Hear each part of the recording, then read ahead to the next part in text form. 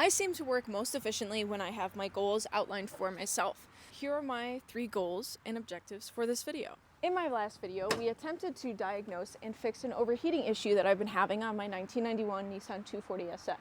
In the last video, we replaced the thermostat and the water pump, but we saw that the radiator was very clogged and I was in need of a new one. So I had to order one, including some radiator hoses, which set me back about a week. So now we have everything we need to get this job done. And as if one non-running car wasn't enough, I have another non-running car. This is my 1986 Mazda RX-7, and the alternator went out. So I sourced an FD alternator, which is actually an upgrade from the FC, and now we get to put it in and have both cars running again. In the last video, I mentioned that I was ready to start my living room renovation, but I kind of need to start a project that I never finished. This is what we like to call the wood room. If you couldn't already tell by the outdated light fixtures, or the asbestos ceilings, or the wood paneling on the wall, or the phone jacks, or the cedar closet, this house was built in the 1950s, and this is the only room that is original to the house, and we have no idea what to do with it. To make a long story short, we rented a floor sander to refinish the floors in our office on a holiday weekend, so we got it for one extra day, and we figured we might as well also do the floors in here because the floors were the worst out of the entire house. There was some weird red sticky residue all over the floors, and it made the room look even darker than it already does. After sanding, however, we never came back to this project, and it's pretty much just been a storage room. So I really need to figure out what we're doing with this and get moving on it. Now that we're all on the same page, let's jump into the S13 because honestly, I miss driving my cars.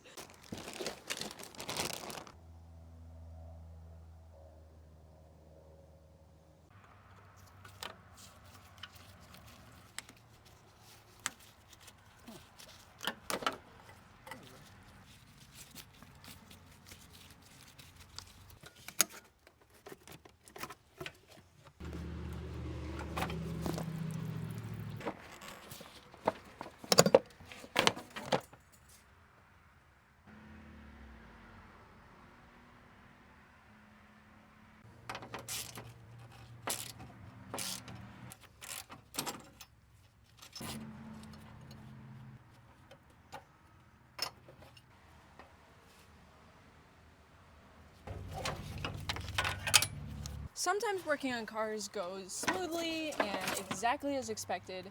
Meanwhile, other times, it just doesn't. Something I've noticed recently is that when a project suddenly goes left, I get so frustrated and it bubbles over to the point where I'm overwhelmingly upset about this project. And I try not to be so hard on myself, but I know that this is a very negative pattern that's affecting my progress when it comes to car builds. That's where today's video sponsor BetterHelp steps in. BetterHelp is on a mission to make starting therapy easier. They'll connect you with a licensed therapist who's trained to listen and give you advice and support.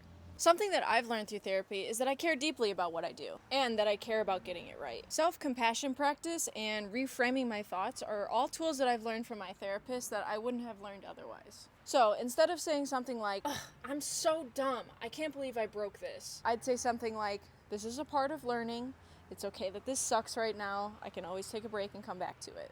BetterHelp allows you to easily switch therapists at any time if it's not the right fit, at no extra cost. It's hard to break the cycle alone, so consider opening the door to therapy. Click the link in the description or go to betterhelp.com/TZ to get 10% off your first month of therapy. And thank you so much to BetterHelp for sponsoring this video. Please take care of your mental health, guys.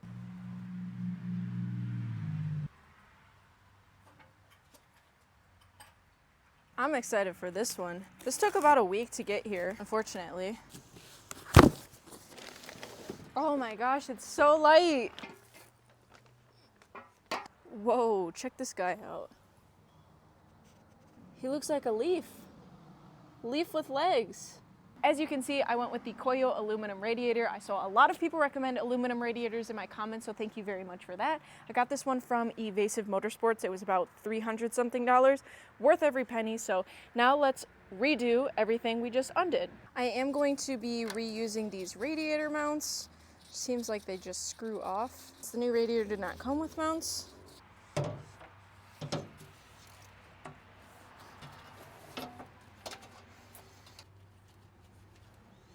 So we got the new radiator and the fan back in, and that was super easy. I didn't realize that there was no bolts on the bottom of the fan or the radiator. It just slides into these holes where the rubber grommets go. It makes it so easy. So now we're just going to put the shrouds back on, new radiator hoses, and then intake and everything else that I took off. So I think it should be pretty easy, smooth sailing from here. In an attempt to try to keep the car as close to original as possible, I'm even going to reuse this plastic clamp that holds all the little hoses on. I believe that these are all related to emissions, but I still think it's really cool that it still has this. However, it doesn't fit flush because the original hose did have one of these little elbows on here, and I tried my hardest to slide it on here, but it doesn't seem like it really wants to go over this bend. So we're still going to use it, although it might be a little bit loose.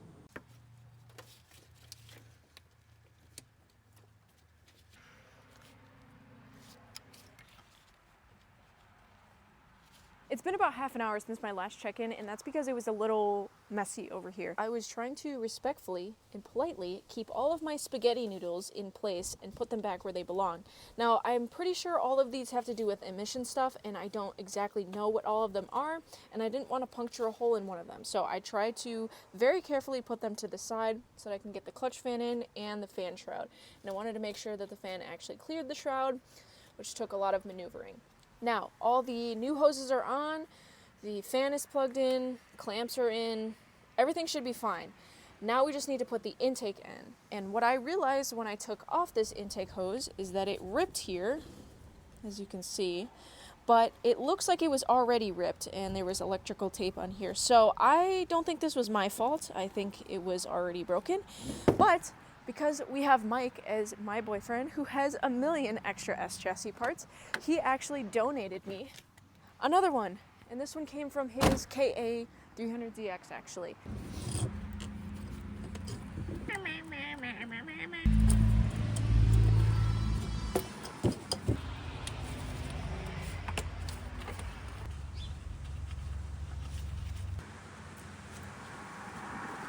Alrighty, looks like everything is back in its home.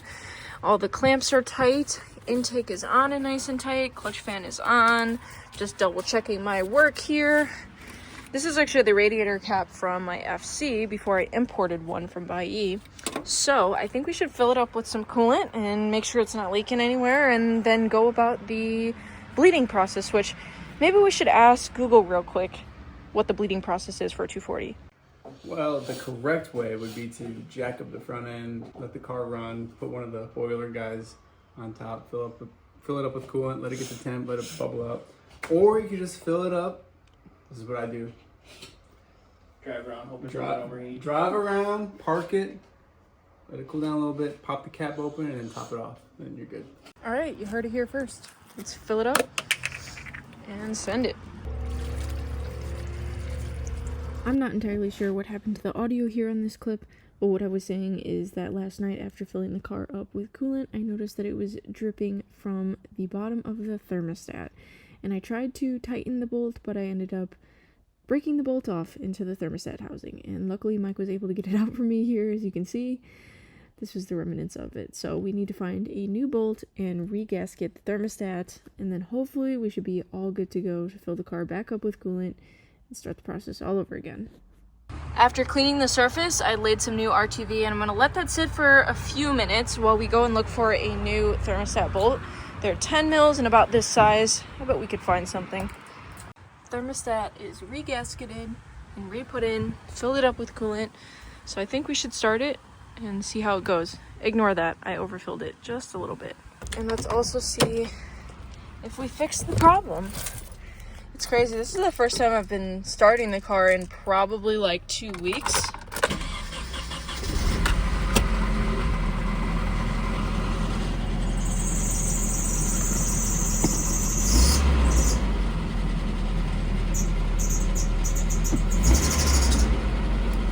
My belt is squeaking a little bit.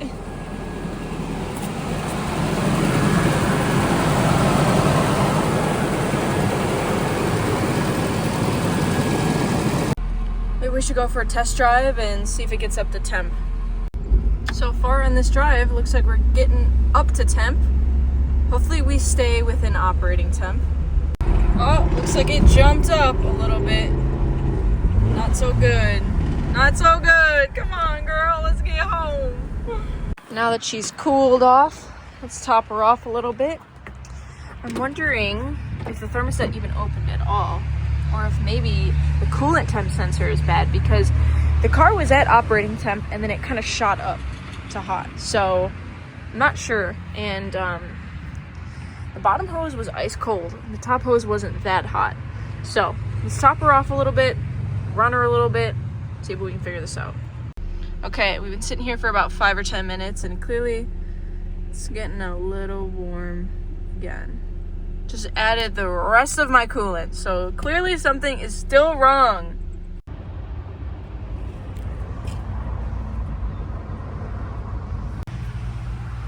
Well, we're gonna compression test it.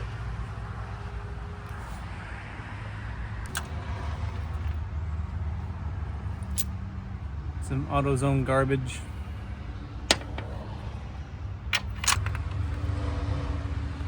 Cylinder 2.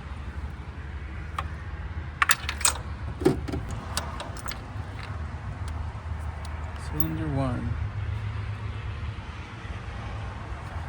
That one looks a little weird, doesn't it? Yeah, it looks kind of clean. Sus. That one's also the hottest one. Well, should we start with cylinder 1 or cylinder 4? I guess cylinder 1.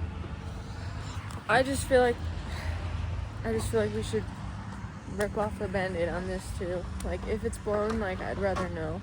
It's actually my first time ever doing a compression test, so.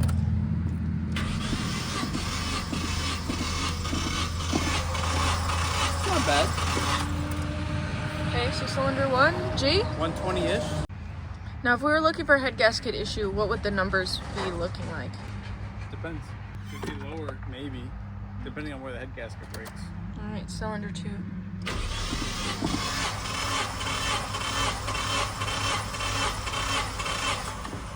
Better than cylinder 1. That's good-ish, I guess. Kind of want them to be the same. Yeah. So that one we'll say is like 145, 140. Cylinder 3, the one that was actually misfiring.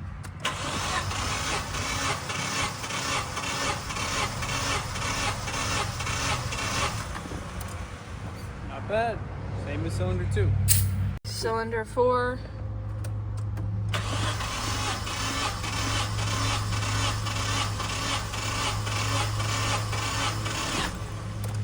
So it's...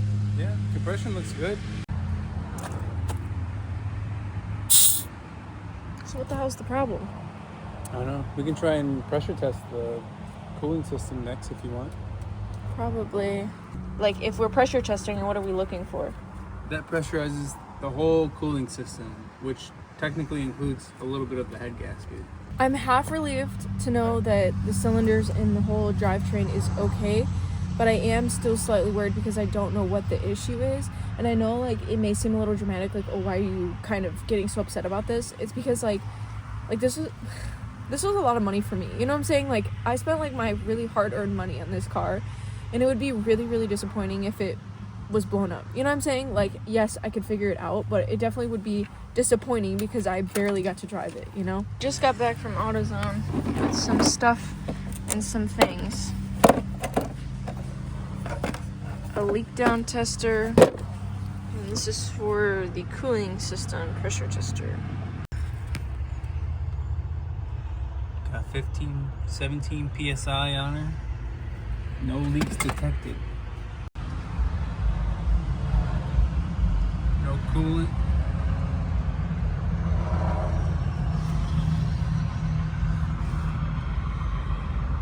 Dry as a bone. So what does that mean? That means we move on to the next test. Which is the scarier one? The one that'll answer all your questions. Scary bottle. So if the fluid remains blue, no combustion leak is present. If it changed to green or yellow, that's how we know there's a leak. Correct.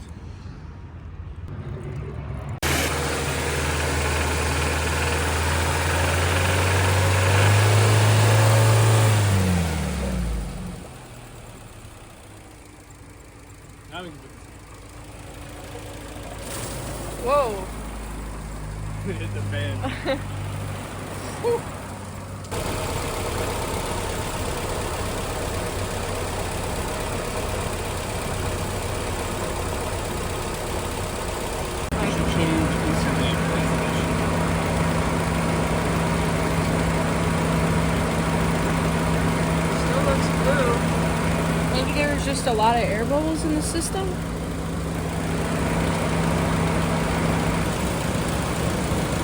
Oh!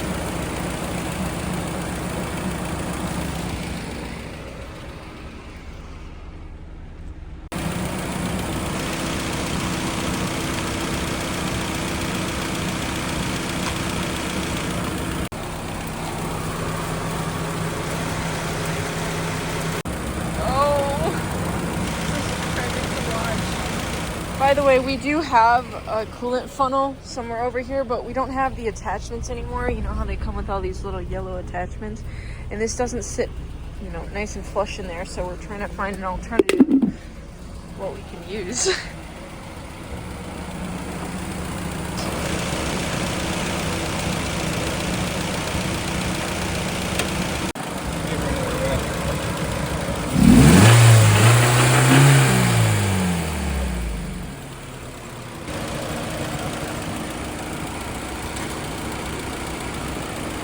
Gargled that shit.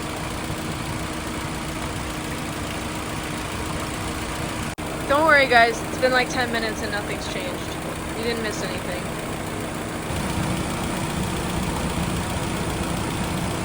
Ooh, maybe the thermostat opened up. That's a good sign. It probably just needed a good bleed. Yeah. Oh! I've never seen one bubble like this.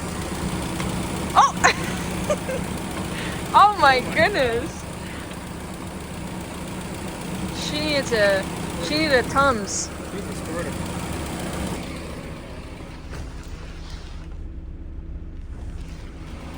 Temp is still good. Yeah? Yeah. Just need a good bleed. What happened to the Fill it up, drive around, park it, and you're good. topping it off? Not today. Google was wrong. Google was wrong today. It's like we busted earlier, you know? Hoping it doesn't overflow and spill everywhere. Oh my god.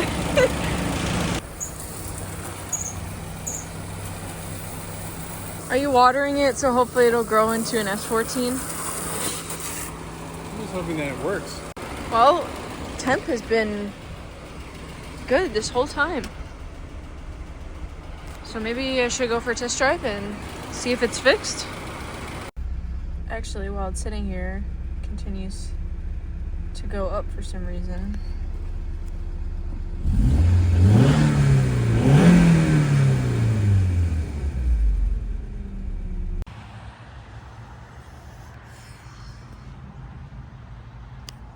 Yeah, I still don't know what we're gonna do about this. One solution is that we can top off the coolant and see if maybe that works. Or what we were thinking yesterday is we could drill a hole in my thermostat, which is what Mike actually had to do on his RV. Oh my god. You need to leave! Get out of here! Get out of here! See what I gotta deal with? All I did this morning was top off the fluid, which needed about a quarter of distilled water. And it's been good. It's been idling at temp. I've been driving it all around town for the last 10 minutes and it's been good. I mean, obviously we probably should do a little bit more further research, but as of right now, it's been absolutely perfect. So I wonder if it just really needed to bleed all that air out of the system and then it probably was just low on fluid after that. Which I'm grateful that we don't have to drill a hole in the thermostat because I would rather the car be running perfect than have to modify anything. So far so good.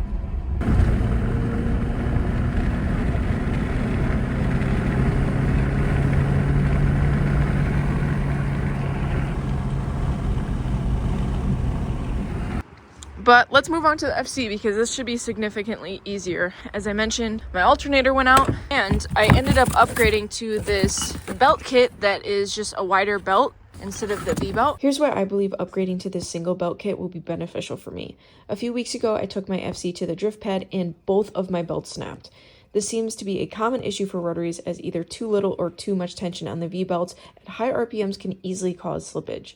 This belt kit is toothed to ensure consistent accessory drive and prevent slippage at a high drifting RPM. However, the alternator that I got already has a pulley on it, and I need to put this pulley on. On this FD alternator, the center nut is a 24 mil, and the 24 barely fits on here, like not even enough to actually turn. And I read online that you can use a 15/16 standard size socket and it should fit on there perfectly fine. I don't have a 15/16, so I think we're gonna take the alternator and ride my bike over to the hardware store.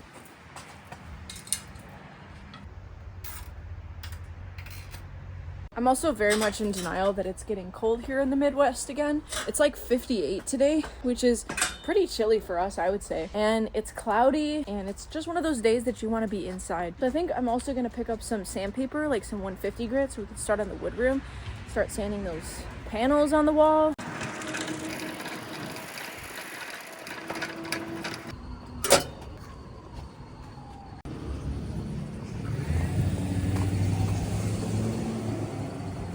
I need a whole pack of 150 for the whole walls. Oh, right up there.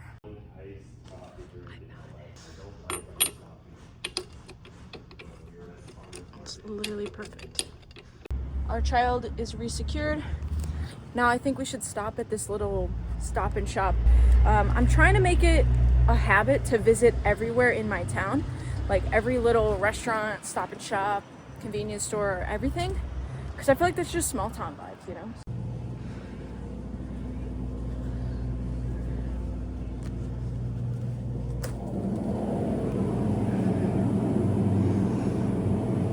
Never seen this before.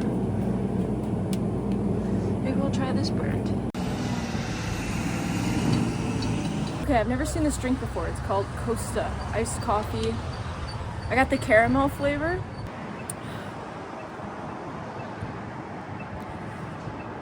Not my favorite. This is also our P.O. box, so I can go ahead and check if we got anything. 434, that's us. Nothing in here.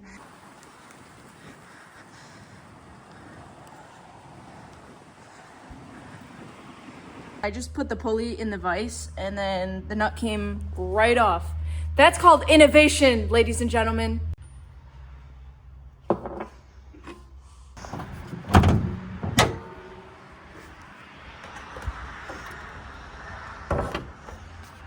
So let's start by taking off the alternator. 14, actually I think this is a 12. 12 here and a 14 here. Then we have the 8mm ground right there.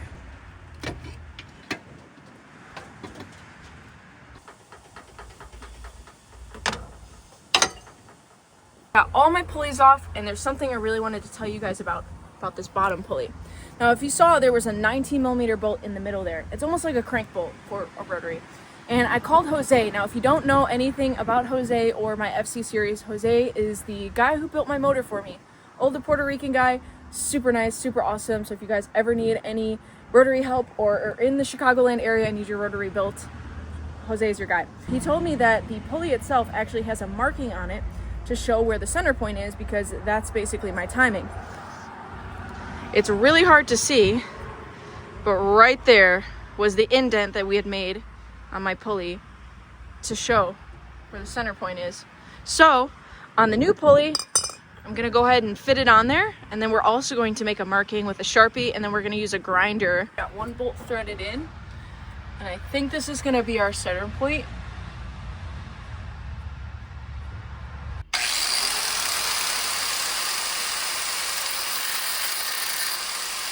May have even gone a little too much, but I got this lower pulley on. Now we're gonna move on to the water pump, and it actually came with a water pump spacer that goes on here.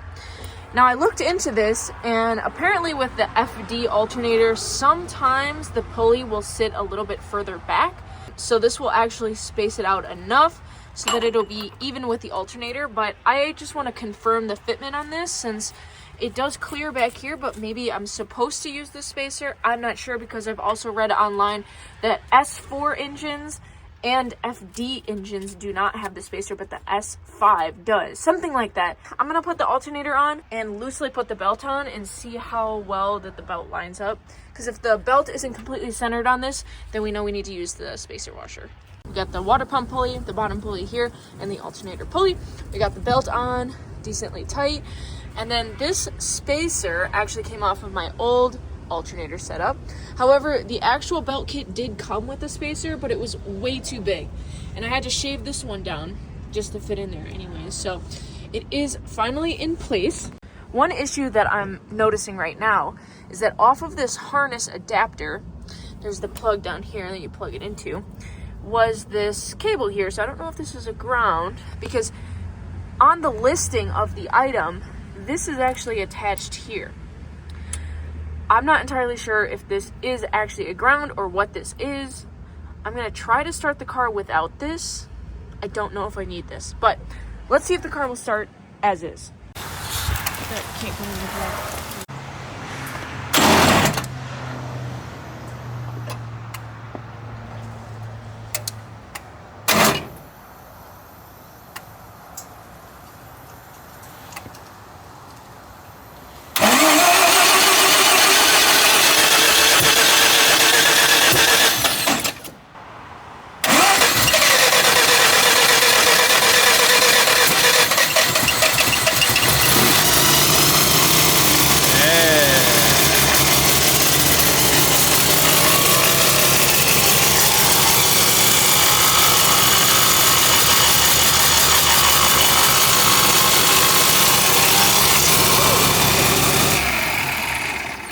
It still seems like we're having issues with this alternator setup. It ran for about 30 seconds, even with the jump pack on it, and then it just died out. So if you guys have any suggestions or advice, please let me know. But here's what I found out. This black bracket here on this side does differ from the FC to the FD chassis. And I have read online that some people will modify their FC one to fit the FD alternator, or simply upgrade to the FD bracket, which maybe I should invest in. This alternator came from Facebook Marketplace, and it was listed as brand new and never used, but who really knows at this point? So I think we should do some more further research, some more further testing, and come back to this project.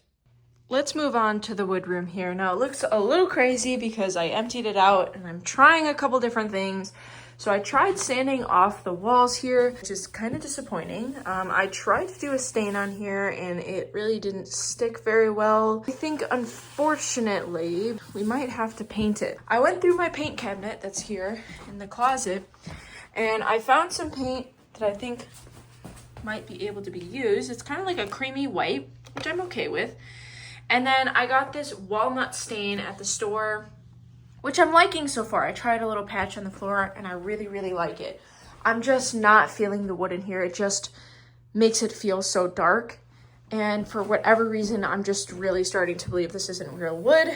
And I spent a lot of time hand sanding all these little indents just for it to kind of feel the same. So I think we're gonna try to paint a portion of it, see how it looks. I think it's just gonna brighten this room up a lot more. It just feels really, really depressing in here. And this color was supposed to be a little bit of a different shade, but it turned out really weird. As you can see, it's like super splotchy. This is how it's supposed to look. So I think this room is destined for some paint. All right, let me get you guys up to speed with what's going on with the wood room because I did a lot of work off camera. But clearly we painted the walls green. In terms of the trim, I tried to do a little bit of a white trim at first, then I kept some of it wood, and then I did a little bit of it green, so I'm not really sure what color I'm going to go with yet, but I can't really get the paint off the wood anymore, so we either have to commit to green or white, so let me know what you guys think.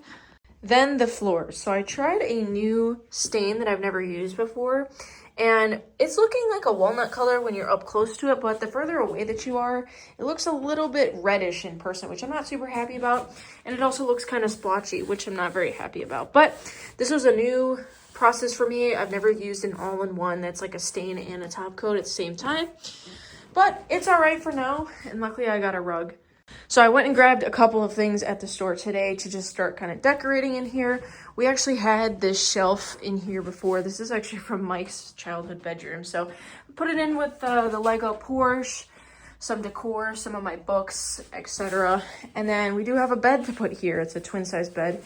And it was Mike's childhood bed. Can you believe that? So we're going to put the carpet down, do some decor stuff. And then I actually have a lead on some furniture from Facebook Marketplace.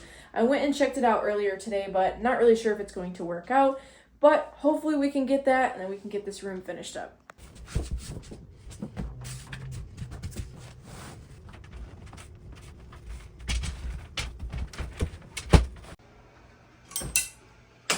Guys, what's it called when you fix one issue and then another issue becomes more pronounced? Because after we fixed the overheating issue on the S13, it started misfiring so bad that I couldn't even drive the car. So let me see if I can show you guys what it's currently doing.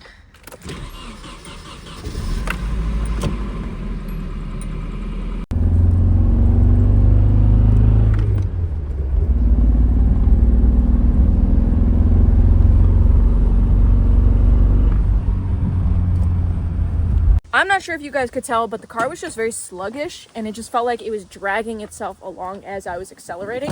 Now, at this point, we've already checked the spark plugs and we've checked the compression on the motor, so we know it's not either of those as an issue. I had a feeling it was one of the injectors, and as we have tested before, the cylinder 3 is misfiring. So I think that we should replace the cylinder 3 injector and see if that fixes our misfiring problem. I picked up this KA fuel rail off of somebody from the S Chassis group. Oh my god, dude, come on. I don't know, y'all. Missing a screw and the other one being stripped out. Part of me feels like they knew.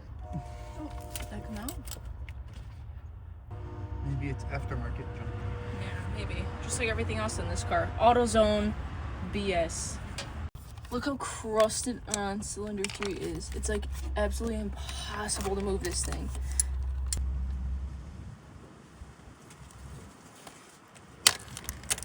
Bro. Crusty in there. I had to pull it up while Mike was prying it. That was the only way that we could get it out of here.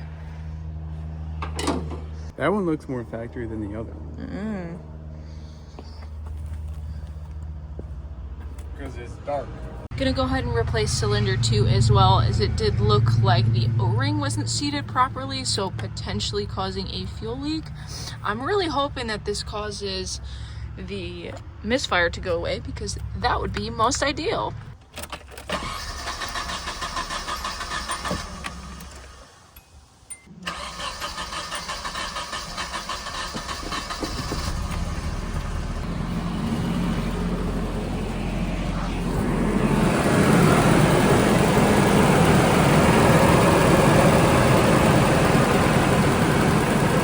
Let's take it for a drive, see if it's fixed. I don't know if it's just in my head, but I feel like it's already idling better. Guys, I am freaking ecstatic right now. We started this video thinking potentially the head gasket could be blown, or I could have no or low compression in one of the cylinders, and we ruled that out. And this car is driving like brand new again. It drives like the first day I got it, which is funny because, again, I don't know how I made it 8 hours back from Tennessee and not a single issue. And as soon as I get back, it starts overheating and misfiring even worse, which is just insane to me. But it feels like I just got this off the showroom floor. Like, it feels so smooth now. It idles nicely. It's not shaking excessively. Like, this car feels great. I'm just so happy and excited, because usually it doesn't work out like this, but like, thank God. Let's go pick up some lunch for Mike, because he has helped me tremendously on this car. He just knows every little tip and trick about KAs and 240s in general, and from helping with every little stuck piece on the car and offering advice and also offering me like spare parts, I'm just so freaking grateful for him. So I'm not really sure if he wants Panera or Five Guys, but let me text him and let's go get him some food.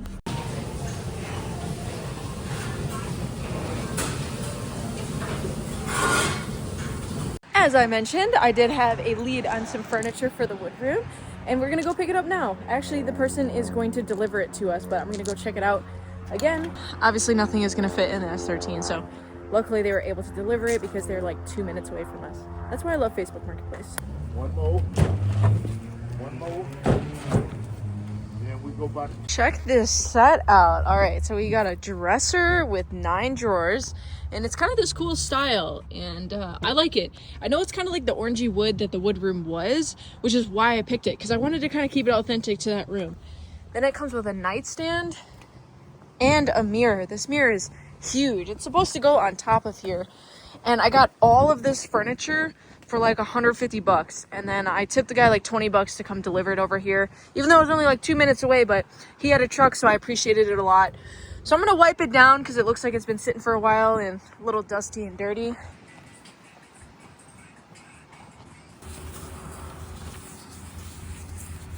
Hey, open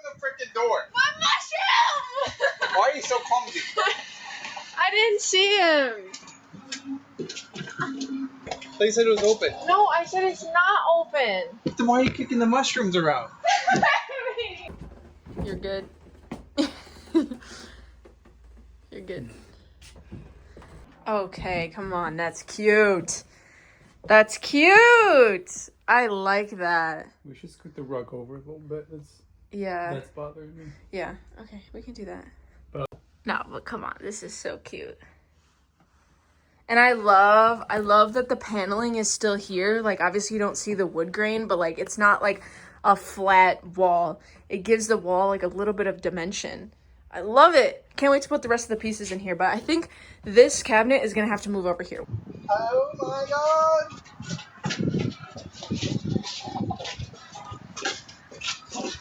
Just showing off now.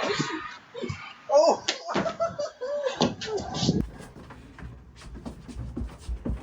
Okay. So the set came with a mirror too, and he said it usually goes above the dresser, but I kind of want to see how it would look over here. You don't want to put it over the window? Okay, that looks good. Right? I like that. Otherwise, this wall looks really plain. It matches the trim. It does. That's exactly why I bought this. Dixie, made in the USA. I wonder if we could find, like, where this furniture, like, came from, like, when it was made, because it seems so sturdy and nice. Yeah, it's super nice. I love old furniture like this. So far, of all the rooms that I've renovated, this one has been the biggest trust the process, hear me out. Because as I was like painting things and doing the floors, I was like, I don't know, I just wasn't feeling very confident about it. But I think that once the furniture and the decor starts to come together, which is honestly my favorite part of renovating things, is when you actually get to start putting life into the room. That's what really saved this.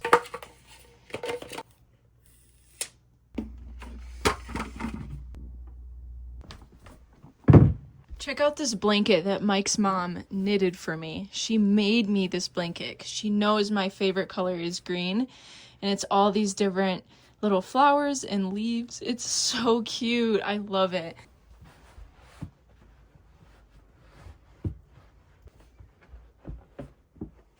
Do you like it, Haru?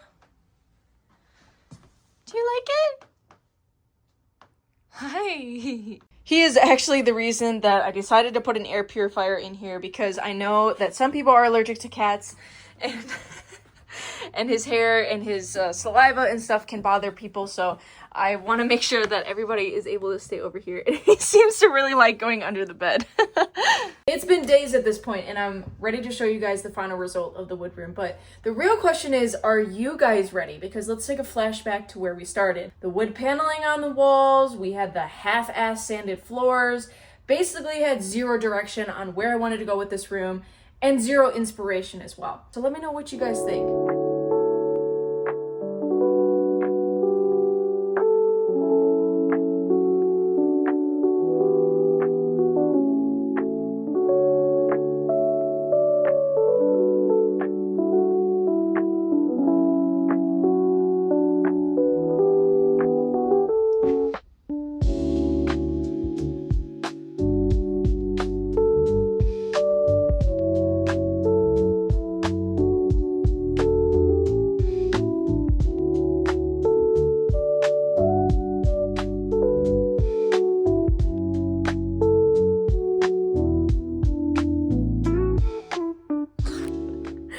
Enjoying being in here. This project was honestly so fun because it was done on a budget, and I really had to force myself to think outside of the box with the wood paneling and see what we had to do with it to make it work, which ultimately I'm glad we painted it because I feel like it would have been too much wood in here. It was really cool to try to use things I already had around the house and then also look for used furniture, because if you know anything about furniture, it's stupid expensive at the store. So I'm really glad that I was able to get this kind of vintage style furniture set and everything matches, and it just like really fits this room. So thank you guys so much for watching to the end of this video. I know it has been a few weeks since I have posted a video, but I was honestly just taking a break and making sure that my content is full and worth your watch. So if you're still here till the end, I will see you guys in the next video, and yeah, see ya.